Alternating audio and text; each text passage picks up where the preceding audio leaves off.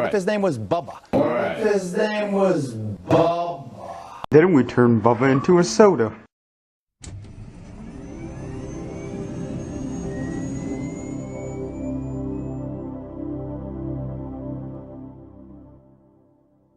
Hello viewers, funny tax fraud joke here, and I apologize for the wait between this video and the last. I got sick early on in the month, and then I had a dental procedure not long after. Oh, and I got another Xbox 360 after my other broke, meaning I had to replay a lot of titles, and I still have many to finish. Stuff like that really takes a toll on production. Well, probably except for the latter, that's more laziness. This means I am delaying the sequel to the Old Days retrospective, almost entirely because I'm clueless in what direction I should take. By the way, instead of Plucky Duck, here's some original sketches and stuff. There is a reason why I plan on changing the avatar from here on out. I'll explain soon. But enough jazz, I introduce to you Dwebly, otherwise known as Lucas C. He has some presence within the commentary community. If that's not enough proof he's mentally ill, the tired shitpost memes will change your mind. Lots of Wacko's World baloney, and 2 tumors combined into 1. Knowing that, his commentaries are already going to be crap automatically, and actually watching them will not change your opinion. My actual first impression came from his Mr. Conman response, and there's this one line which ever so slightly broke me.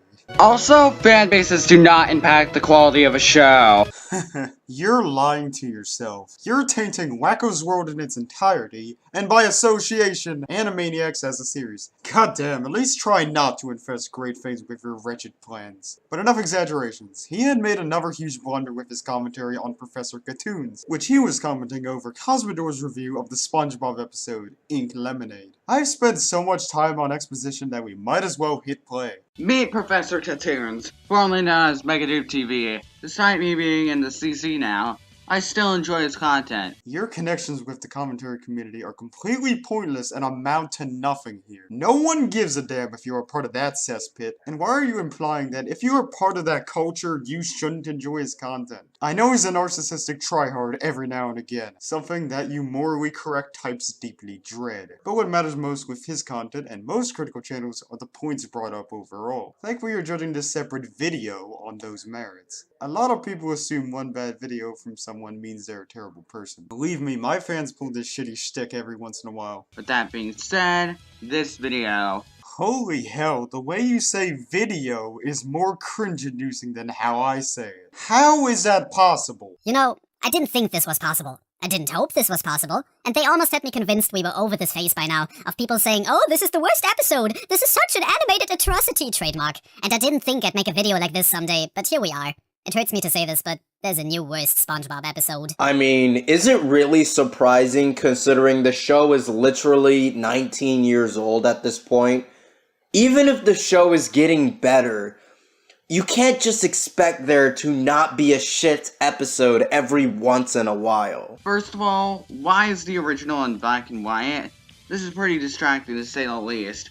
I get why your avatar is in black and white, because it's some old-timey guy, but why the original video? You're completely oblivious that Viacom is known to go on rampages with copyright strikes and claims, and as this contains footage from one of their biggest shows, it needed to be filtered. Heck, Cosmodore himself brought that up in this same review, which you just so conveniently cut out. Oh, and by the way, you may not know this, but Article 13's a thing. The European Union is proposing it to enforce strict copyright regulations all throughout the web, at least for those nations. If you are from an EU nation, please go ahead and contact your MEPs to go against this article, along with Article 11. Lastly, you must have some sort of ADD if you're distracted by the grayscale effect. But hey, you sound like the kind of guy who would adore bright, flashy colors. Problem Solvers is the right show for you. Check that shit out. Second of all, SpongeBob is practically going through a renaissance. Seeing a bad episode from this era is more jarring than seeing one from season 6 or 7. What you think. I know there's tons of people who still believe SpongeBob isn't in this renaissance you claim it to be. And I'm one of them, as I have watched very little of the post-second movie episodes. So really, I don't have a proper opinion. I see how this argument could work, but that doesn't discredit Cartoons' point. Santiago.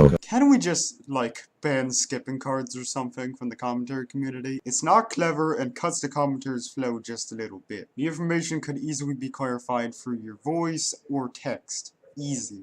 The synopsis of Ink Lemonade goes as follows. Ink Lemonade is a SpongeBob SquarePants episode from season 11. In this episode, Patrick's lemonade stand is unsuccessful until he gets a secret ingredient from Squidward. That doesn't sound too bad. It could be like a modern-day bubble stand, couldn't it? I totally understand why that concept would intrigue you. It piqued my interest too. However, after the title card, we are instantly greeted with annoying Patrick screeching, "Hooray!"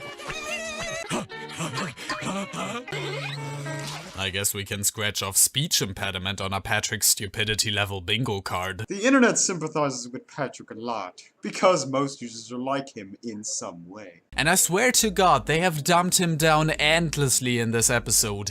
Even in other ones of the same season where they went the route of overemphasizing his stupidity levels, he didn't look like a big pink monkey man as he does here. I thought that's what his sister is for anyway. Oh yes, because how dare they have character designs that display his stupidity.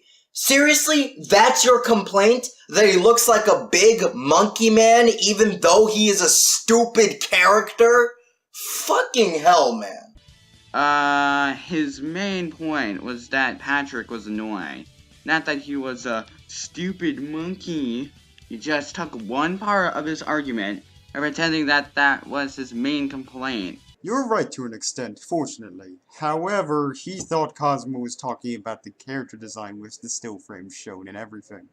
Also, why is there a filter over the original video at this part, but not at any other part? 1. It's a longer duration of copyrighted material, and 2. It's used again when he uses a quip to prove another argument wrong later. This is actually going to be very important. Squidward goes on to rant on about his stupidity because he is the big meanie man that doesn't let Patrick have his fun, but does end up giving him an old trash lemon.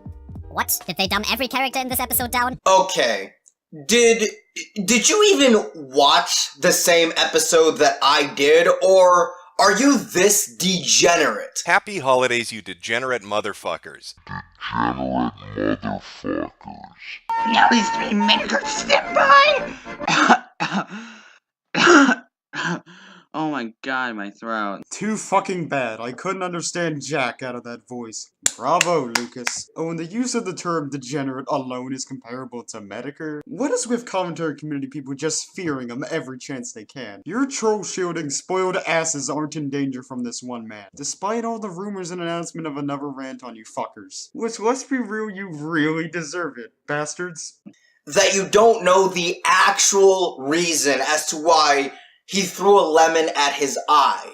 Squidward throws a rotten lemon at Patrick's eye to taunt him, to make fun of him, to get a cheap laugh. This was clearly shown in the episode, for fuck's sake. Lemonade. I don't see any lemons. I need lemons. I never gave you anything. Sorry, it's a little bruised. Hate to say I told you so. SpongeBob, who is suddenly just kinda there, scares Squidward with a megaphone. A gag they have already used 3 times now, I should add, making Squidward pour ink into Patrick's lemonade. Yes, this is gross, especially considering it's coming out of Squidward's nose, but don't worry!